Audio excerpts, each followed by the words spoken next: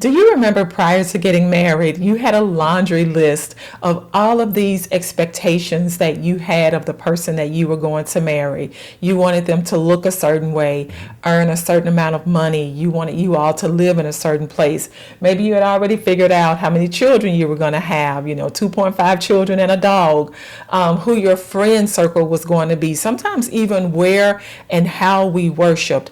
All of those things were all laid out. And that was really from a selfish point of view. So today we're going to talk about meeting each other's needs in marriage, not necessarily our needs. We have needs and we have to look out for each other. So my husband has to look out for my needs. I have to look out for his needs. But we're going to talk a little bit today of what that has looked like for us over the past 30 years. And we want to share some of that experience with you because, as we know, it's so important as a married person that we leave that single life, those single ideas, that individualistic mindset about ourselves and our lives and even our spouse. We have to leave those things behind and begin to think in the mindset, and the two shall become one flesh. Marie, that's a very good introduction because it leads me to think of when we were counseling couples.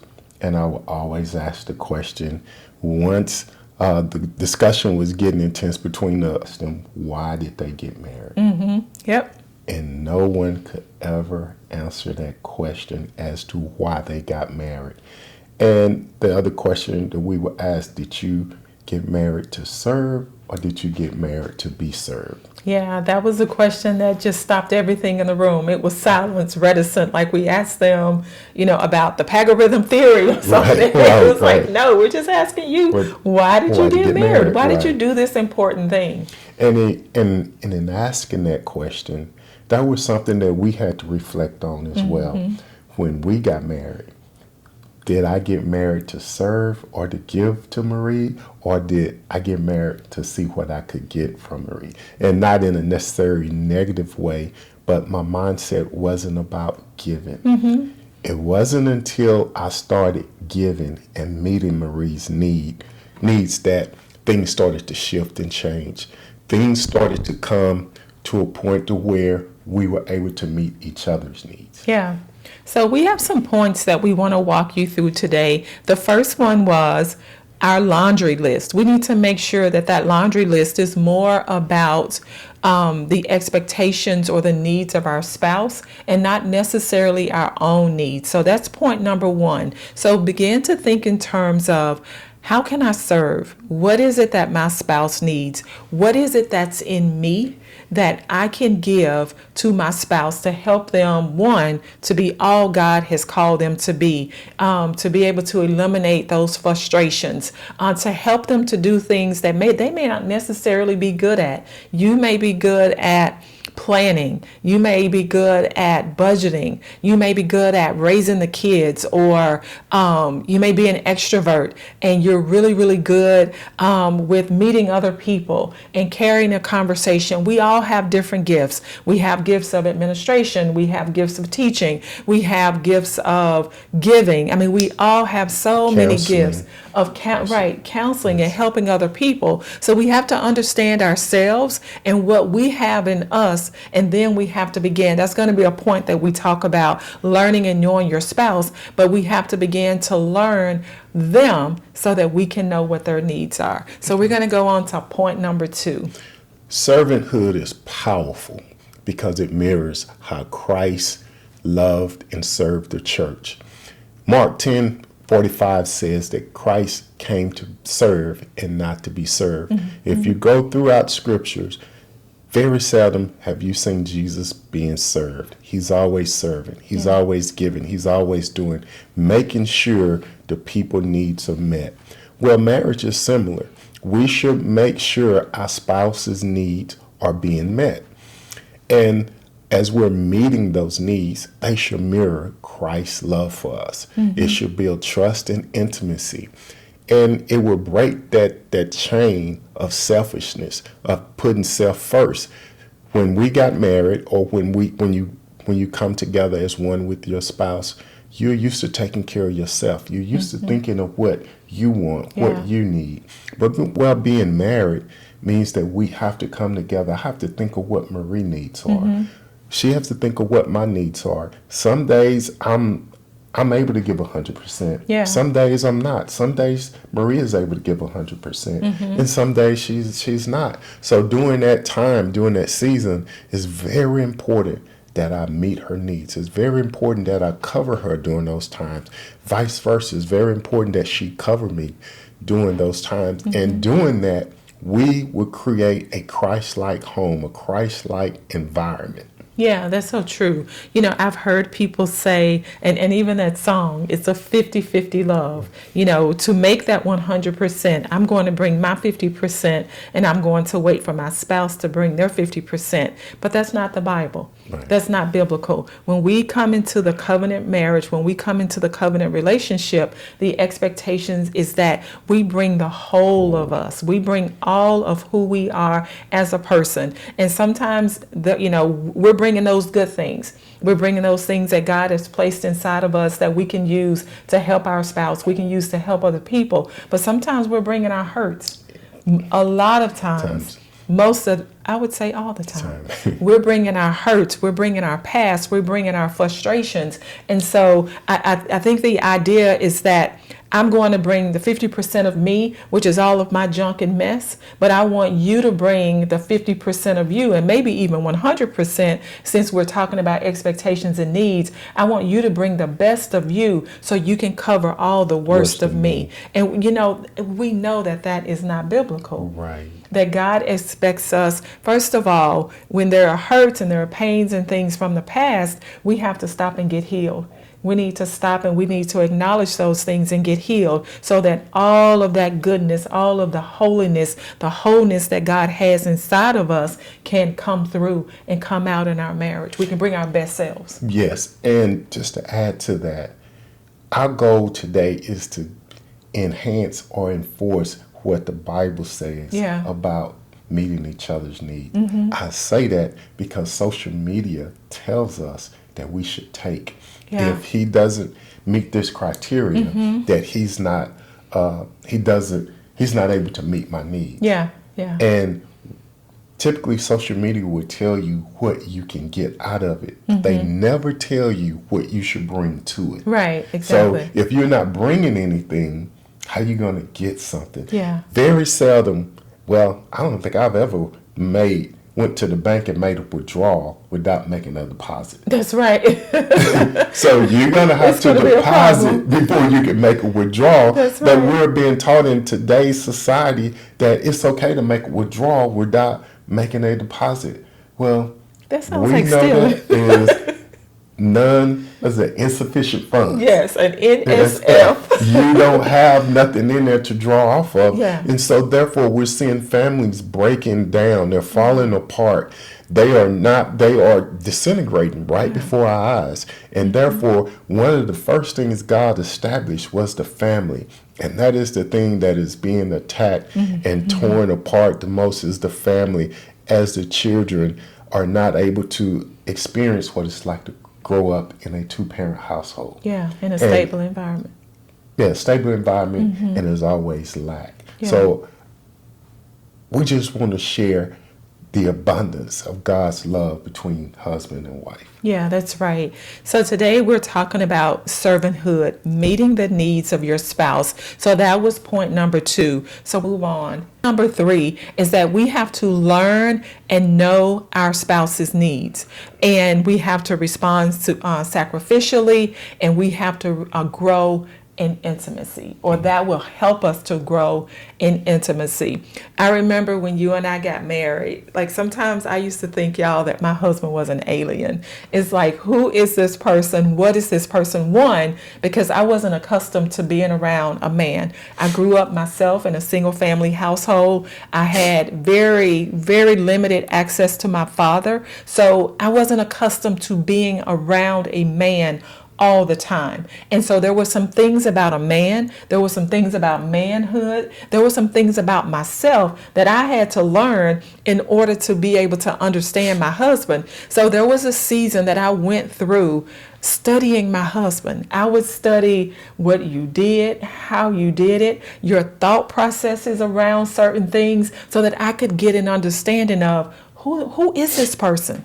What are his likes and dislikes? What are the things that he prefer, things that he doesn't prefer? And I remember going through that season and just learning so much about you and learning so much about myself. And it helps me to uncover and discover some of those needs that my husband had. And the other thing that I learned too is that if you're really loving a person, which we hear that all the time, when you ask that question, why did you get married? What's the first thing we hear? Oh, because I love him. I loved her. Exactly. Yes. That's exactly what we would hear. But on the other side of just hearing that they loved each other, they didn't know each other. And so it's like, how can you really love someone who you don't know?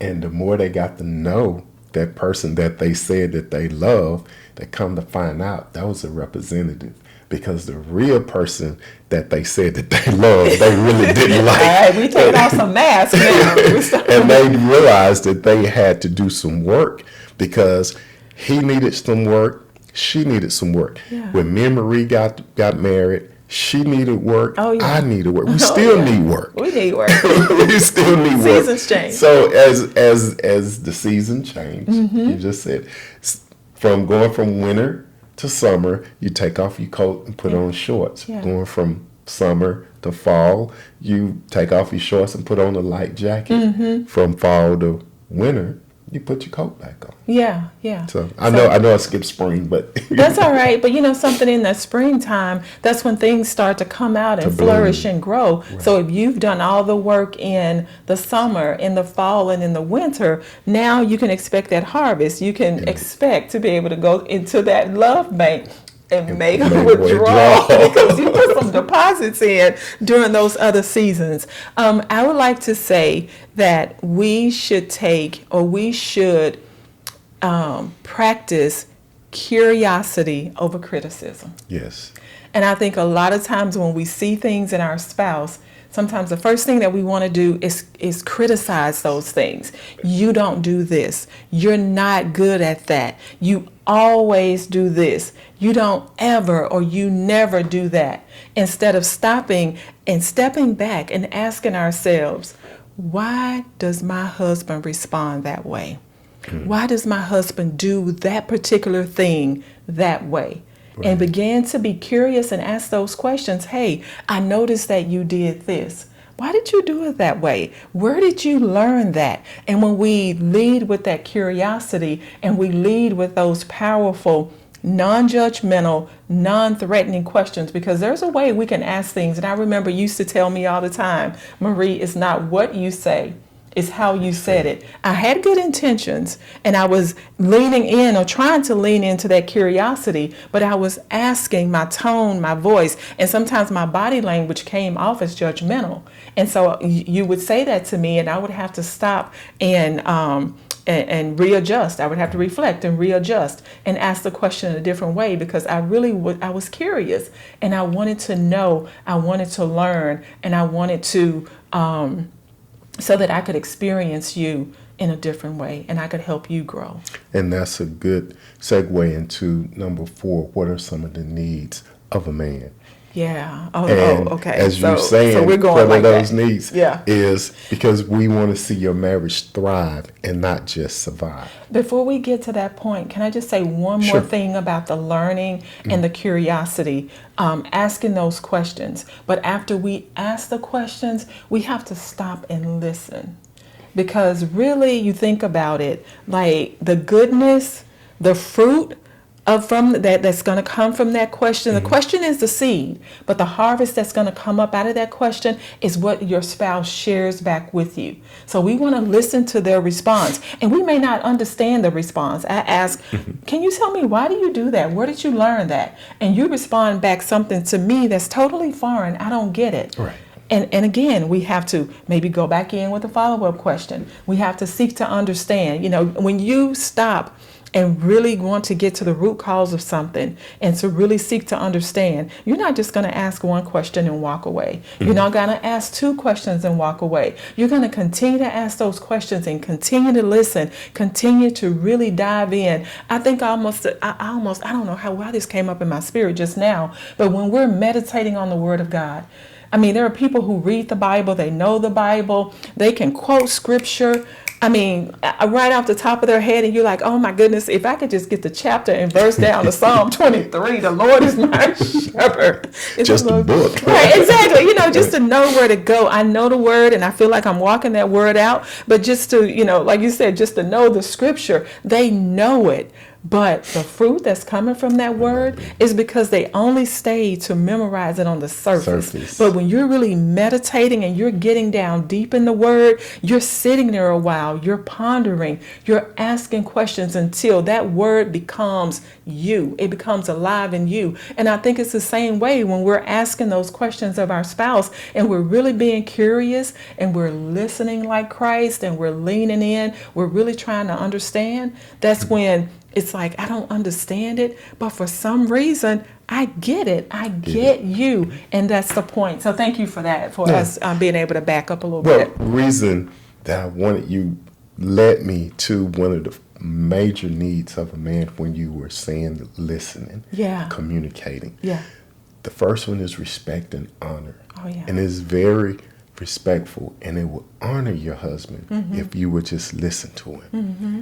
He could come home with a lot on his chest, a lot on his mind. He's fought the outside world. Yeah. The last thing he want to do is come home and fight inside his home as well. Yeah. So your husband would thrive when his wife believes in him. And by believing in him, you will listen to him. Yeah. You will talk to him, hear his concerns, build him up.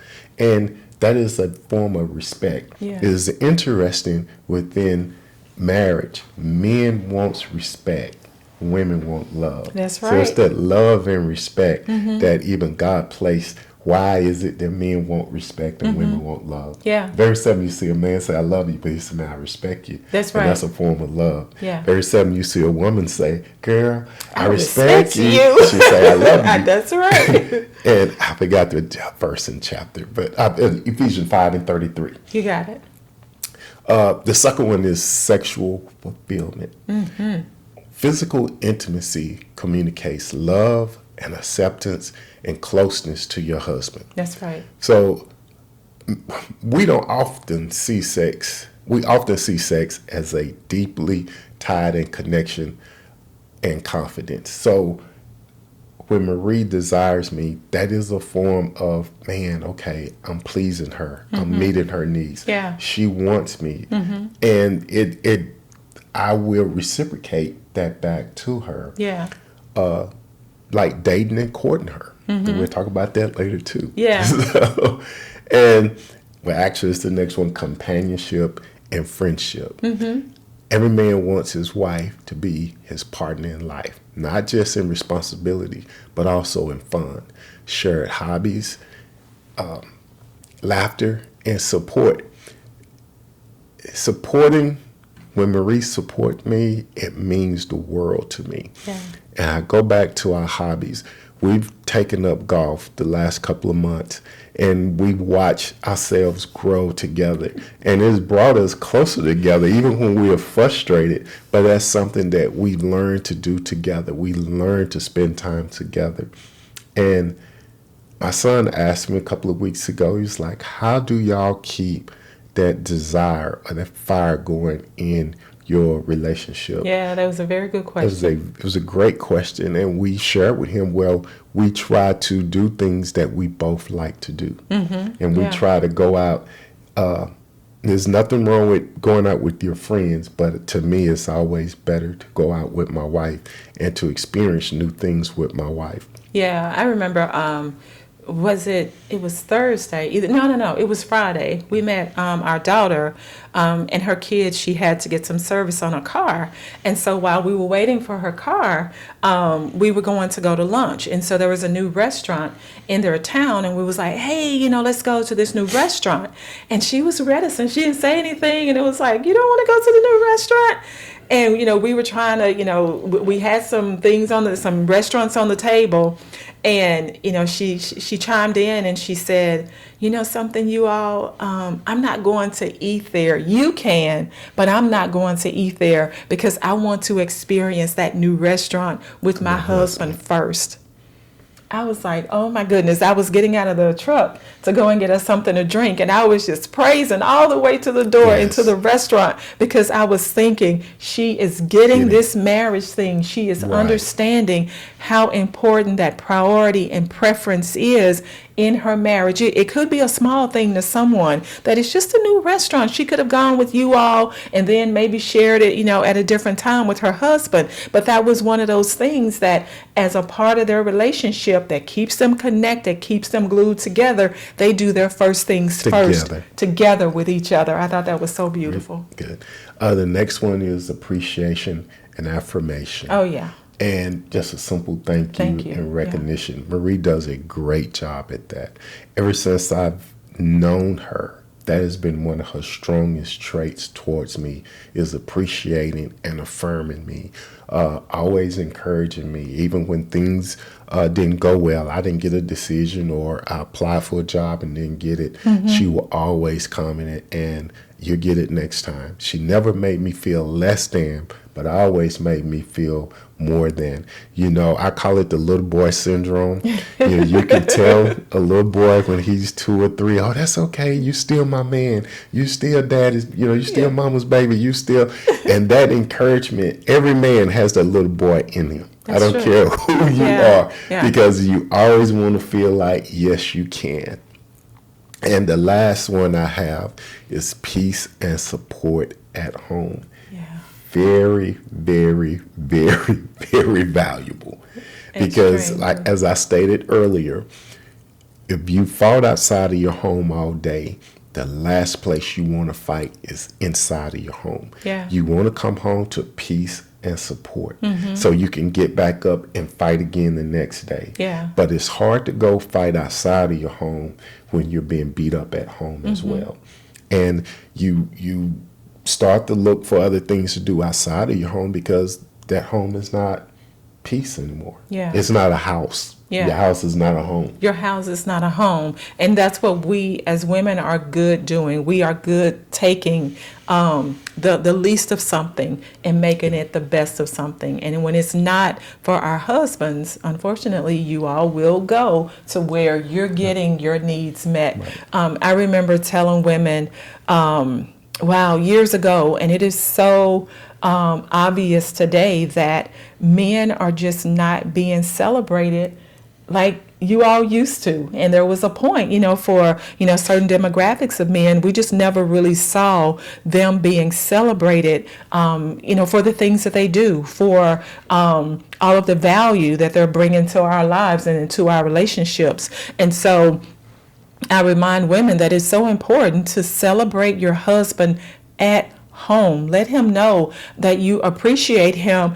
Sometimes we just have to say thank you for coming home. Thank you for, being on time. Thank you for bringing your vision. Thank you for bringing peace to our home. Thank you for bringing the clarity. Thank you for bringing love. Thank you for bringing, whatever gifts he's bringing into your home. And, sometimes it's just the small things. Like, our trash have to go out, a couple of times a week, 2 or 3 times a week.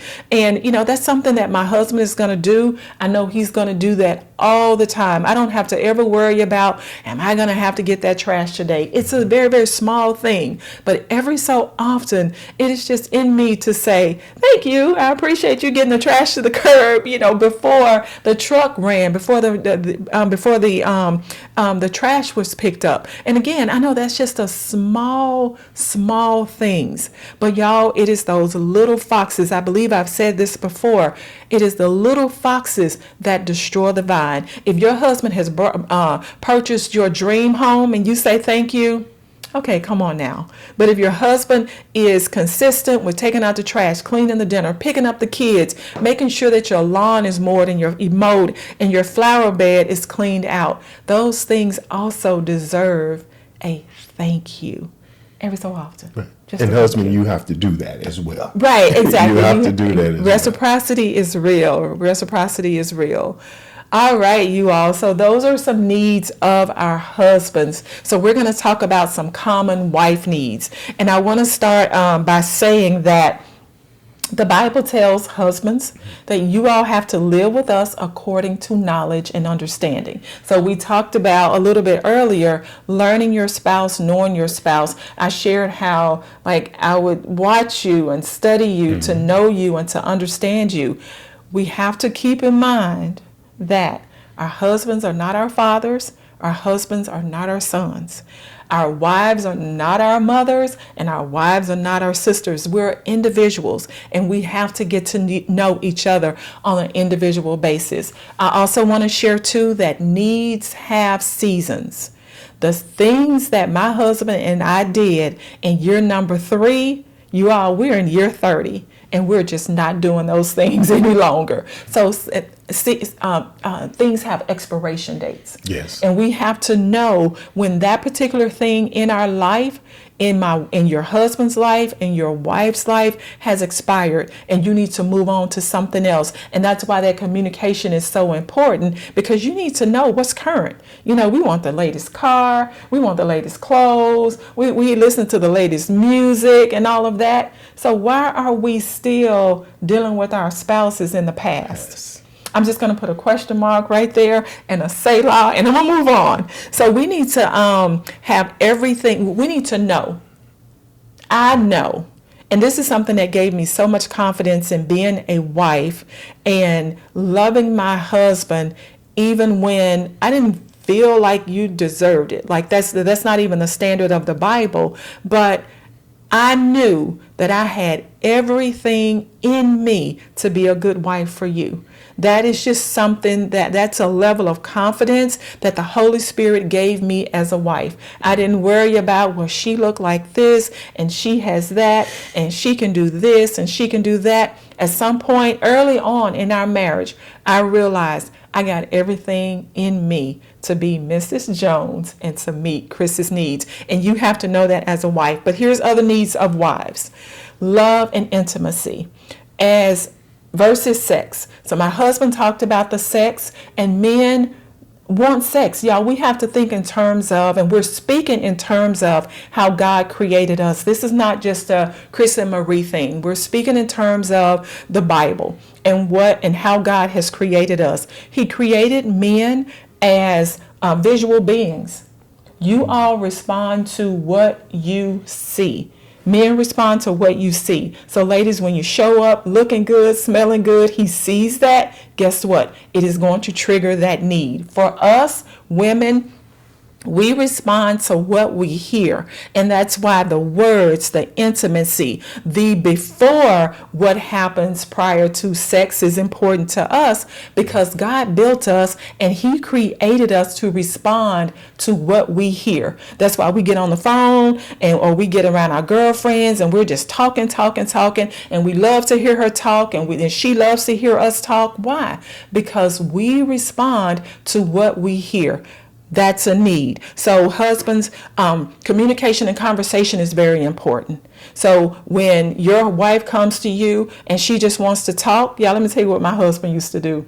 The first time he did it, oh my goodness, it wasn't very funny. But after that, it would just crack me up. I would be talking, and Chris would have his eyes closed. And I would be like, how are you listening to me with your eyes closed? And he said to me one time, I listen with my ears and not with my eyes.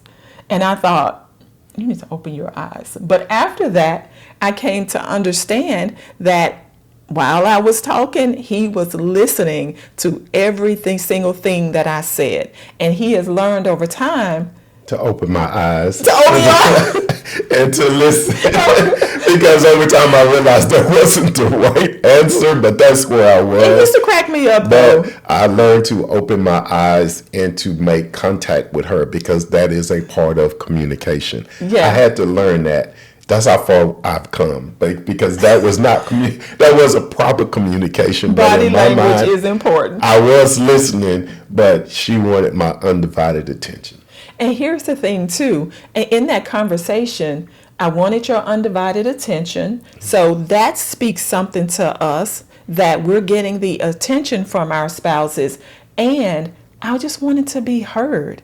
I wasn't necessarily looking for a solution. Like, my husband is a problem solver. He is a strategic resolution finder. And I would be in a conversation with him and he would like, well, you just need to do this, this, this, and this. And it's like, no. You need to hear all of this out. I need to tell you what Sandy, what Michelle, what Susan, and what Tasha did. Not just the first two people. I need to get this whole conversation out. I need to discuss this whole matter with you. And so we've gotten to that point to where he listens, y'all. Pray for help, because I have a lot of words. I have a whole lot of words. And God has designed us that way. And we have to be open and accepting of God's design. Our next need is honesty and openness. And I think this is so important. And my husband is very, very good at this. Whatever he says, that is what it is. If he said he is going to do it, he is going to do it. If he said that it is done, it is done. I can ask my husband, what are you thinking? And he will share his thoughts with me. I can ask my husband, what are you doing? And he is going to share whatever those activities with me. And I don't have to second guess it. I'll pick up his cell phone and wonder, why is your password no longer my password and I can't get into your phone? Honesty and openness. And sometimes there are just times when you just don't have it all to share. Yeah. You know, it's like, and there's nothing wrong with saying, I don't know at this time. Yeah, exactly. And you're good at that. You'll just say, you know something, Marie, I just don't know. You know, I'm thinking about it. I'm praying about it. And as soon as I get this picture, I'll talk to you. I'll share with you what I'm getting. But right now, I just don't know. Yeah. So, and the other thing, too, is that going back to the point that I made about our daughter and her husband wanting to do the first things first. No plan should ever come to total fruition and you've started into that plan without discussing it with your wife first, or even wives without discussing those plans with your husband first. Oh, I decided to abandon this project and pick up another project. Oh, I didn't tell you. No. You know you didn't.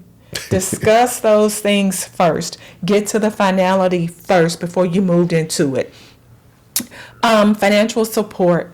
Y'all, that is a need. Men, that is a need that we have as women. Even though we may be going to work every day, even though we may want to go to work, we want to have a career, we're bringing in our own income, there is a level of financial need that every man is responsible for providing for his family. Plenty. In abundance.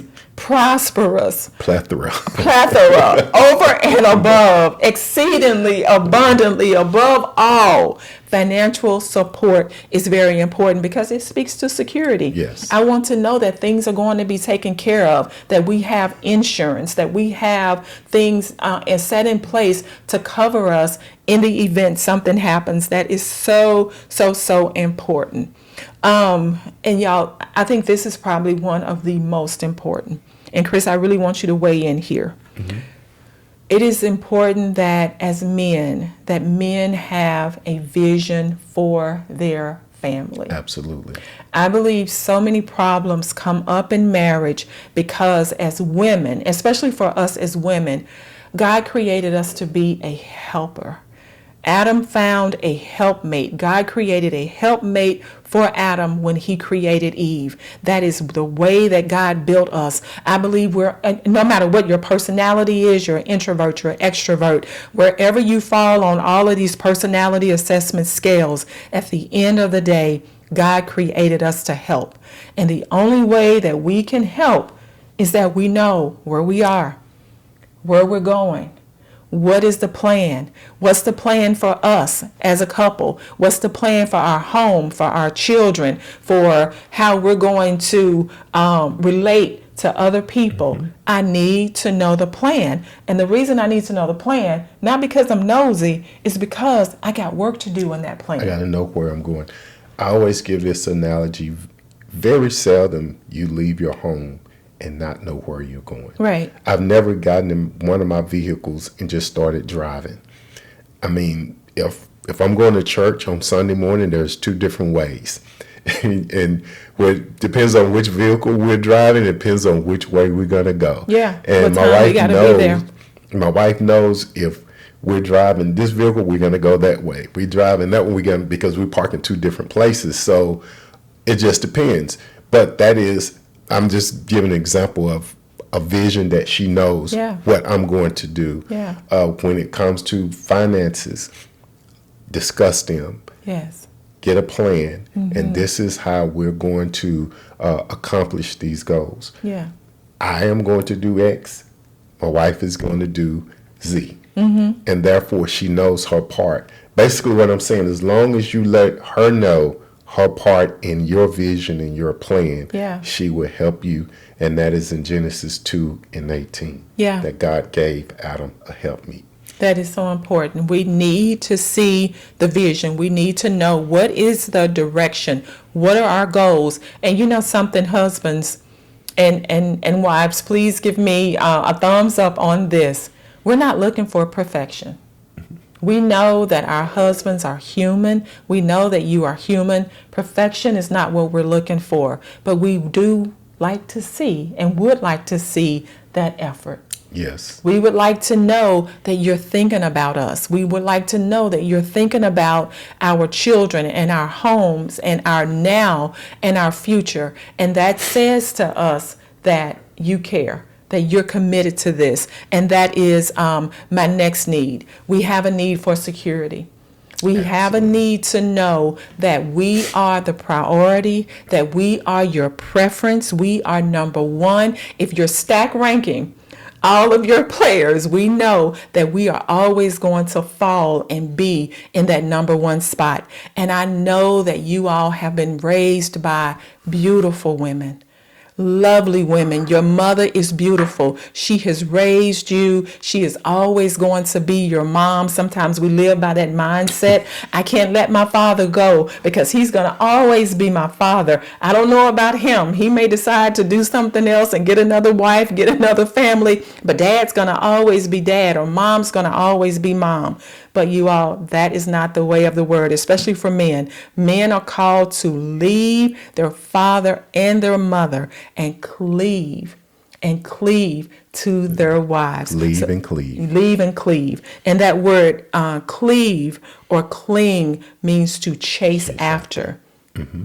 So there's always a pursuit. So, while you're dating, that pursuit is there. It's active and it's alive. But even when you're married, after 10, 20, even 30 years, we know people who have been married celebrating 51 years of marriage. And it's so beautiful to see this couple married for 51 years and them still pursuing each other. Oh my goodness, y'all. That is the gold. Like, that is golden in marriage. We have to continue that pursuit. But that commitment is so important, that I know my husband is committed to me.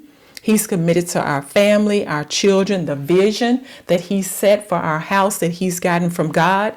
You were going to say something? I was going to mention about the security. Yeah, go ahead. How important that is. A couple of days ago, I was talking to one of my friends. I was in military with, and we were talking. So Marie went into the store and she was trying to contact me. Well, she said my phone went to voicemail. I was not aware. So she came to the car. She was like, so you mean to tell me you're going to leave me on the call? You're just going to leave me not answer my call? I'm like, what are you talking about? you didn't call me. Yes, I Yeah. did. So I had to show her that my phone did not ring while I was on the other phone. I'm like, I wouldn't dare send you the voicemail. But that was that security that I'm letting her know you're always my priority. You're always number one. Things happen. Electronics don't work well. And so afterwards, she was like, oh, okay. It didn't work. You need to get your phone fixed, but nah. But you know what's interesting about that is my expectation is when I call him, he answers. And so when the phone went to voicemail, that was something different for me. Yes. And so I had to investigate why the change. What's going on? But it We need wasn't to no talk about change. this. It wasn't a change. It wasn't a change. It was But a things technology happen. snap. But my goal was to assure her that she's always number one, always the apple of my eye. There's no way I could leave her outside and bring someone else in. Yeah. I could not do that. So these are just a few of the needs that women have. I believe women have. They are some of the most important needs, but there are others. We are emotional creatures. Women are emotional creatures, and a lot of times our emotions follow our needs. So when you see where your wife is maybe, not responding the way you want to respond, she's a little bit more frustrated, she may be angry, there may even be some sadness coming in, just stop to check her need bank. You may want to ask, hey, is there anything that you need from me right now so that you can get things back on track? So we're going to move to our last point. I was going to ask you, what are some of the pitfalls to avoid? Pitfalls to avoid when... Pitfalls for men to avoid when trying to meet their wife's needs. Something, I think the biggest thing is just not seeing her. And when I say not seeing her, when, there are things that we do, we move about, and they're almost like, rote. There's no change, that she's going to get up this way. She's going to do this thing. She's going to handle the kids. She's going to handle the finances. She's going to go to work, or, maybe she stays at home, and there's certain things that she do while she's at home. When you see those things change, make sure that you're staying aware, that you're staying in tune with her enough to where you notice when those changes take place, and having those conversations. Just that one question can open up so much. Hey, do you need anything from me today? Or what do you need? Assume that there is a need, because typically there is. So assume that there is a need. So that is a pitfall to avoid. Okay. What about scorekeeping? What do you think about scorekeeping? Keeping score. Unless you're playing golf. No.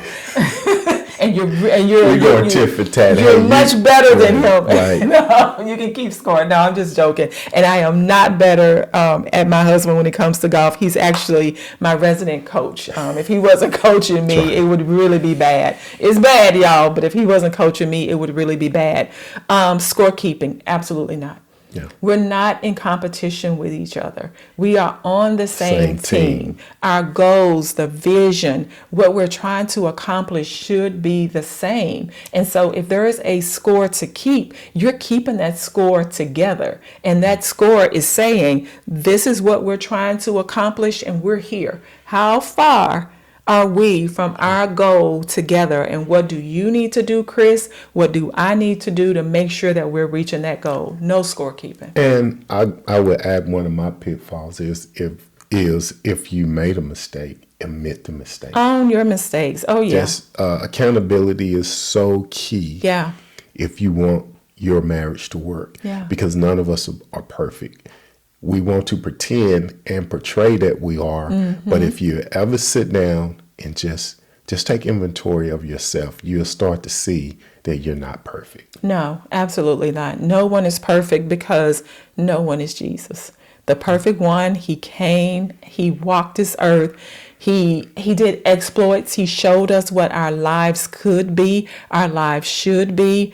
Then he He told us he was going away. He left us with his Holy Spirit. But even with the Holy Spirit of Christ, of God on the inside of us, that does not make us perfect. That makes us set apart. It puts us in a place to where we can live lives better. We can do things according to the word and the will of God, but it does not make us perfect. The perfect one suffered and died. He went to the cross. He took all of our sins upon himself, and to put us in a place to where we could live this abundant life, Yes. to where we could have a marriage covenant with another person and live the Zoe, the God kind of life that God has designed for us. So no, not perfect, not perfect. We're dealing with humans. Very good. I guess this is the last of this number 4? Yeah. Number 5. I think this may be point number 6, but number whatever 6, it okay. is, I know it's going to Yeah. be good. So this is all the benefits of meeting your spouse's needs. Okay. And I mentioned before, you will have a thriving marriage, not Yeah. just surviving in your marriage. Oh, yeah. And that is making your home, your house a home and not a battlefield. Yeah. And so number 2, you have protection against division. Yeah. Once you know that you're on the same team, so when anything from the outside tries to come in, you know you are fortified. You know that you know the truth like I know the truth. Yeah. So their truth is going to be a lie. Exactly. Exactly. So, and number 3, we'll have a deeper connection and communication. You know, Marie talked about me listening with my ears and not with my eyes. But as we start to journey alone in our marriage, then my eyes open up, and then there was more of a connection. Yeah. Because we will communicate not just verbally, but with our body language, with my eyes. And then, therefore, number 4 leads to mutual respect and honor. Yeah. And we are to honor one another. I think you talked about that, about honoring, how we should honor our mother and father, that we also should honor our spouse as well. It's Yeah. very key. God looks at how we're treating one another. One of the things we would share with couples is we always know how you feel about Christ by how you treat your spouse. Oh, yeah. And I that is firmly a believe that. telltale sign. If you are treating your spouse crappy, then your relationship with Christ is probably needs some work. Yeah. But if you're loving your spouse, you're loving Christ. That's right. That's right. Number 5 is that it will strengthen the intimacy in your marriage. You will start to desire each other more. You're on the same page. You're giving her the emotional security that you need. So therefore, it will bring us close, and we will experience that closeness. Yeah. And then we will have that Christ-like atmosphere in the home. Yeah. And it's pleasant, peaceful. Even if there is a disagreement, we're quickly to rectify that, to get back as one. Yeah. Those are so good. Those good benefits, great benefits. That's it. All right. So I believe that we have covered a really, really good amount of information to help you all to begin to think about your marriage. And what are you bringing to your marriage? Are you still operating on that laundry list of expectations that you had before you got married? Or have you stepped back to think about, how can I really love and support and serve my husband? How can I really love and support and serve my spouse? Because that is that is God's way. And when we do things God's way, we can expect all of those benefits that you just mentioned. So thank you so much for being with us again. We will have our next video coming out shortly. And please like, share, subscribe to our channel. Leave us comments if there are things that you don't understand, you have questions about. We will read those comments and be sure to respond to you. We definitely will respond. All right. Thank you for being with us, and take care. Take care. Thank you.